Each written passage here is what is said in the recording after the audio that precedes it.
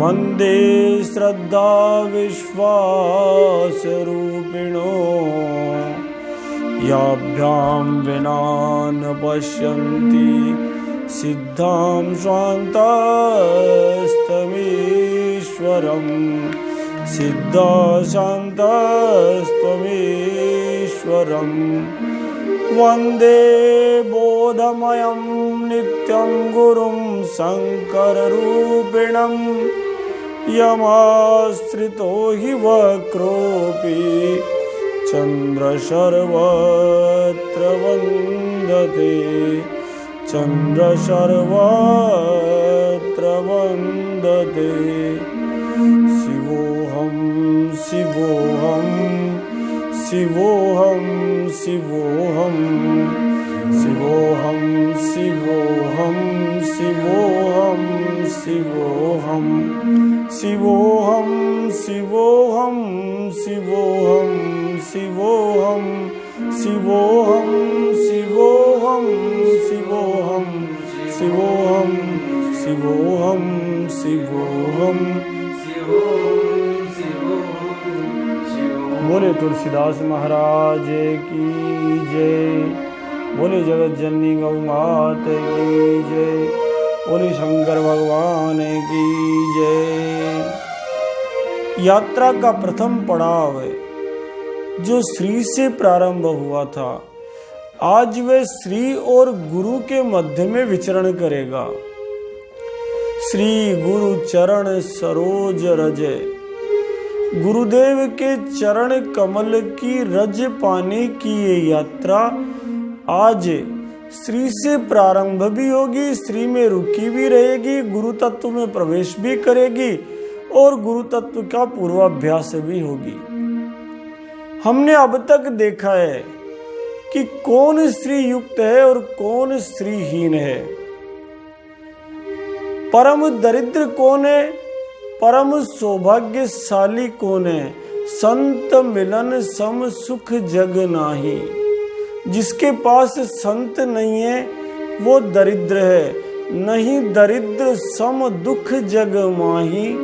संत मिलन सम सुख जग माही।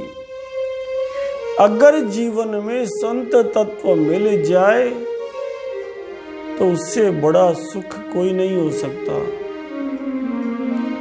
लेकिन मैंने प्रारंभ में कहा था कि महामारी कब आती है, जब देश विपरीत हो जाता है, जब काल विपरीत हो जाता है, जब सब कुछ जल और वायु भी विपरीत हो जाते हैं। उदक देश काल वायु इति। अग्निवेश को आत्रेय समझाते हुए कहते हैं कि जिस समय उल्टी हवा चल जाती है, वात में विकृति आ जाती है, जल तत्व में विचलन हो जाता है, जिस समय पर देश की परिस्थितियां विपरीत हो जाती है और जिस समय काल अपनी गति के उल्टा चलने लग जाता है, यही तो वो समय है। आकाश से आक्रमण है, ना सजीव है ना निर्जीव है, दोनों की योजक कड़ी है। और धरती पर भी जब देखते हैं तो सहज रूप से विचरण करते हुए संतों पर आक्रमण होता है। मानो जहां जहां भी यज्ञ पाया जाएगा, जहां जहां भी संत पाया जाएगा, वहां वहां आग लगाई जाएगी। जेहि जेहि देश, जिस जिस जगह पर कोई अच्छा व्यक्ति पाया जाएगा वहाँ उसका वध कर दिया जाएगा। माँ नहीं मातु पिता नहीं देवा, साधुन सन करवा वही सेवा। जिनके यह आचरण भवानी, ते जानहु निशिचर सम प्राणी। चारों तरफ जब ऐसे निशाचर उत्पन्न हो जाएंगे कि वो सहज रूप से निर्मल किसी संत पर आघात करेंगे, किसी गैया मैया का वध करने का प्रयास करेंगे, मानव मात्र को पीड़ित करने का लक्ष्य लेकर घरों से निकल पड़ेंगे, उस समय केवल और केवल यदि मार्ग बचता है तो जीवन में शिव तत्व को धारण करने का मार्ग बचता है, जीवन में गुरु तत्व को धारण करने का मार्ग बचता है। क्योंकि गुरु तत्व अद्भुत से अद्भुत है। अखंड मंडलाकारं व्याप्तं येन चराचरम्। अखंड मंडल के समान जो विराट शून्य है, जो सदैव पूर्ण है, उस पूर्ण में से कुछ निकालो तो भी पूर्ण है, उस पूर्ण में कुछ जोड़ो तो भी पूर्ण है, उस पूर्ण में से कुछ घटाओ तो भी पूर्ण है। यही तो गुरु तत्व है। अखंड मंडलाकारं व्याप्तं येन चराचरम्। तत्पदं दर्शितं येन तस्मै श्री गुरुवे नमः। अज्ञानतिमिरान्धस्य ज्ञानाञ्जनशलाकया। अज्ञान रूपी अंधकार को जो अपनी ज्ञान रूपी शलाका से जला करके नष्ट कर दे, वह गुरु तत्व है। अज्ञानतिमिरान्धस्य ज्ञानाञ्जनशलाकया चक्षुरन्मिलितं येन तस्मै श्री गुरुवे नमः। तस्मै श्री गुरुवे नमः। अखंडानंद बोधाय शिष्य संताप हारिणे। अखंडानंद बोधाय शिष्य संताप हारिणे।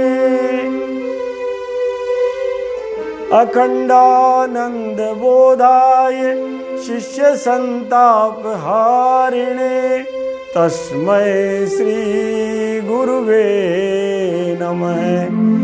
गुरुर्ब्रह्मा गुरुर्विष्णु गुरुर्देव महेश्वर, गुरुर्साक्षात् परब्रह्म तस्मै श्री गुरुवे नमः।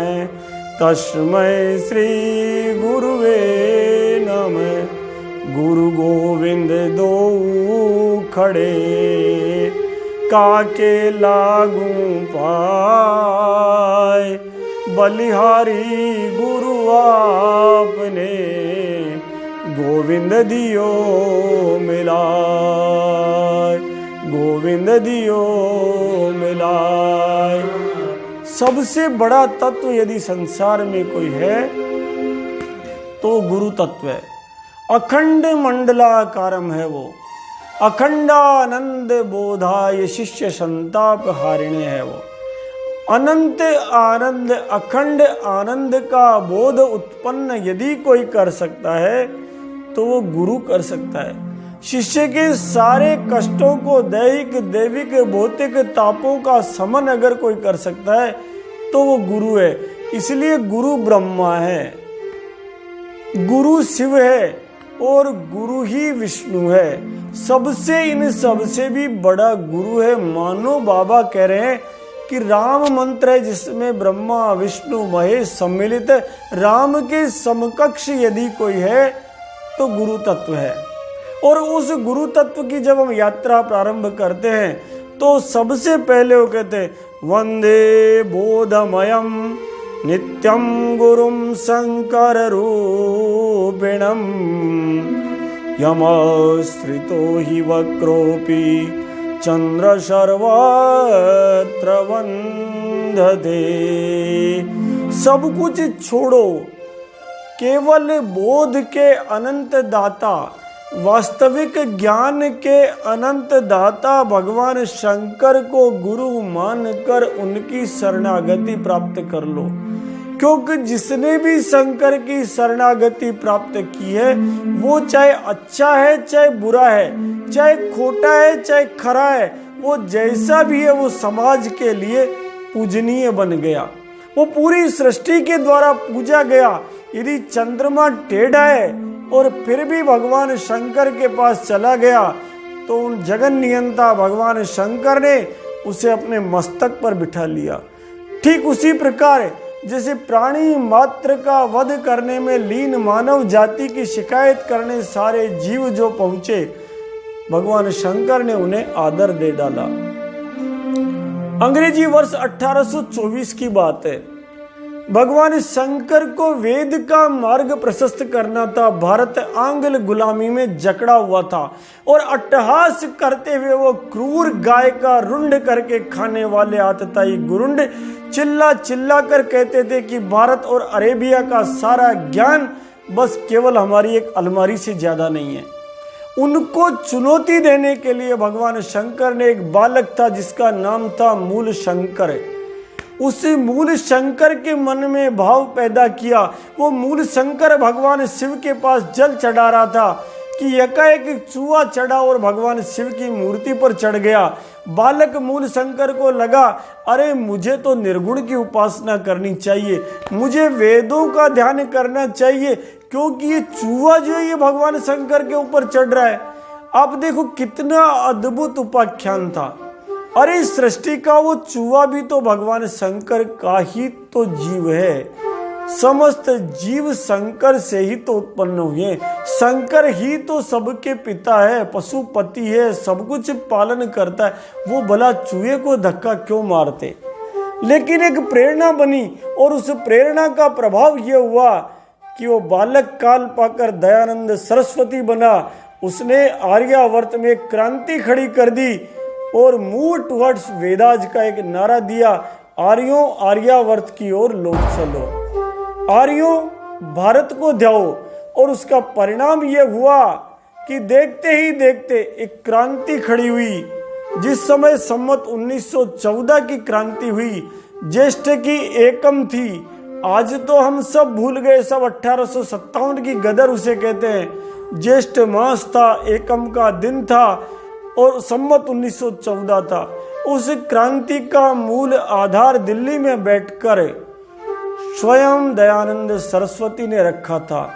5 वीरों को तैयार किया था और मात्र उन 5 वीरों ने इतनी बड़ी चुनौती दी कि पूरे राष्ट्र ने, जिस समय वो ब्राह्मण बालक मंगल पांडे खड़ा हुआ, पूरा राष्ट्र उठा। और जिस तरह से लुहार चद्दर को अपने हथौड़े से कूटता है, वैसे ही उन आतताई गुंडों को कूट कूट कर हमारे पूर्वजों ने उनकी कलुषित आत्मा को उनकी देह से पृथक कर दिया। ये वो समय था जिसकी कल्पना नहीं कर सकते। बाबू कुंवर सिंह जैसे योद्धा उन्होंने तैयार किए, जिनके बाएं हाथ में गाय के कारतूस से, गाय की चर्बी का लगा हुआ कारतूस, इधर से गोली लगा, दाएं हाथ से उन्होंने तलवार से अपना हाथ काट दिया। अरे इस शरीर में गाय की चर्बी नहीं रह सकती, हाथ काट दिया। 80 वर्ष के व्यक्ति थे वो। जरा कल्पना करो ये सब क्यों हुआ? क्योंकि सबके मन में विश्व गुरु भारत के प्रति एक ही दृष्टिकोण था कि भारत मेरी माता है। केवल एक भाव था, और वो जो शिव तत्व था, वंदे बोधमयम नित्यम गुरुम शंकर रूपिणम, ये भाव धारण हो जाए, इसीलिए इस गुरु तत्व की वंदना है। आज भी श्रीहीन होने का सबसे बड़ा जो कारण है वो यही है कि हम इस मूल तत्व से दूर होते चले जा रहे हैं। हमारे पूर्वजों द्वारा ज्ञान का अक्षय भंडार चरक संहिता में, सुश्रुत संहिता में, वेदों में वर्णित किया है, किस प्रकार हम स्वस्थ रहें, किस प्रकार हम प्रसन्न रहें। लेकिन हम तो सब भूलते जा रहे हैं। बस केवल जो अंग्रेजों ने कह दिया, जो गुरुंडों ने कह दिया, वही सत्य है। और इसीलिए इस समय हमें सबसे ज्यादा आवश्यकता किस चीज की है? भवानी शंकरो वंदे श्रद्धा विश्वास रूपिणो याभ्यां विना न पश्यन्ति सिद्धा स्वान्तस्थमीश्वरम। हम सबको उन भगवान भवानी शंकर की आराधना करनी होगी जो श्रद्धा के प्रतीक है, जो विश्वास के प्रतीक है। सारे प्रश्न छोड़कर अरे श्रद्धा करो कि भारतीय ऋषियों ने जो कहा है वो सत्य है, वो रित का मार्ग है। अनावश्यक प्रश्न मत करो। जब हम जन्म लेते हैं तो सब लोग थाली बजाकर कहते हैं कि फलाने जी के फलाने का बेटा हुआ, जन्म भर हम उसे बाप मानते हैं ना। भारत में कोई डीएनए टेस्ट नहीं करवाता।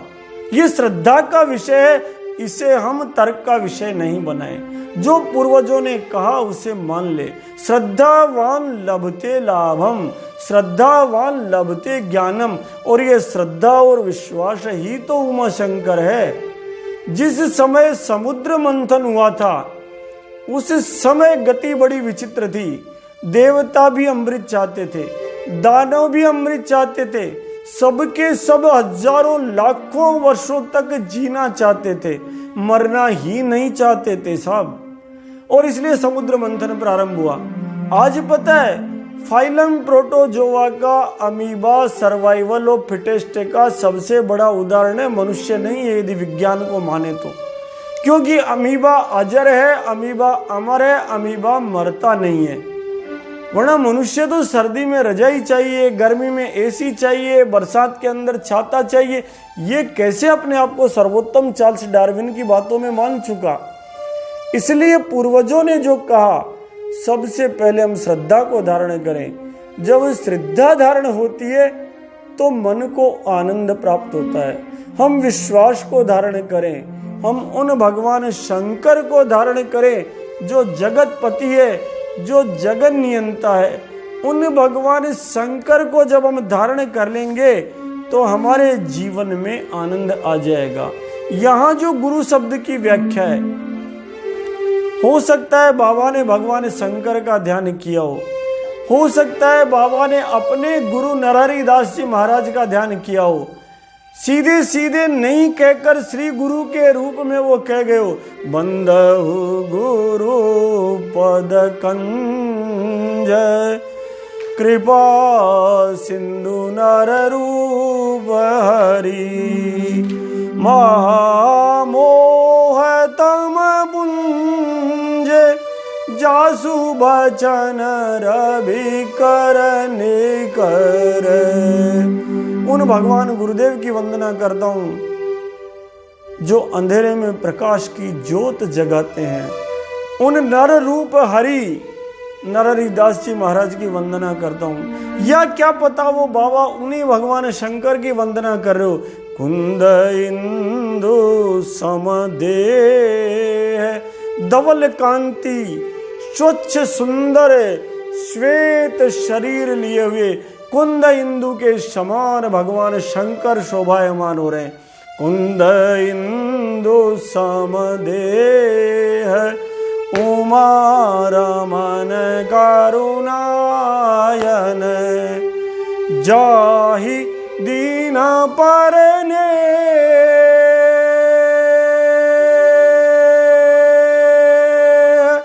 करहु कृपा मर्दन मयन करहु कृपा मर्दन मयन।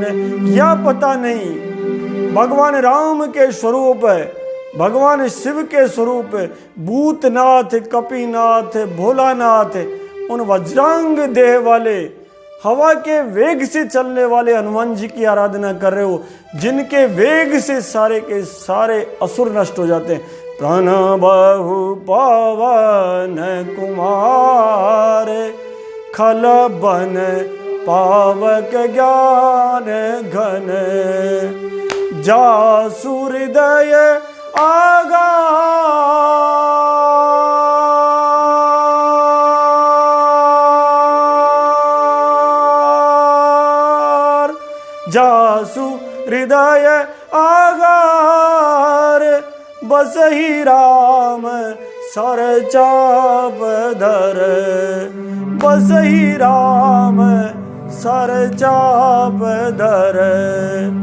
बंदहु गोरु पद पदुम परागा सुरचि सुभाष सरस अनुरागा।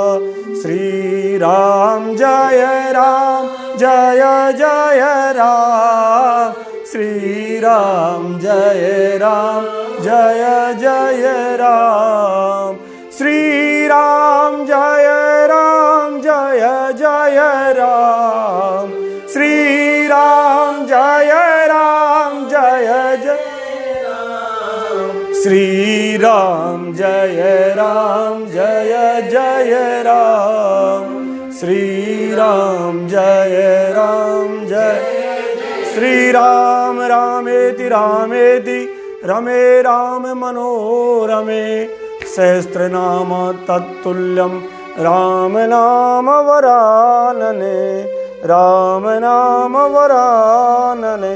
बोलो राजा रामचंद्र की जय, बोलो जगत जननी जानकी मात की जय, बोलो हनुमान जी महाराज की जय, बोलो नंदी भगवान की जय, बोलो जगत जननी गौ मात की जय, बोलो काल भैरव नाथ की जय।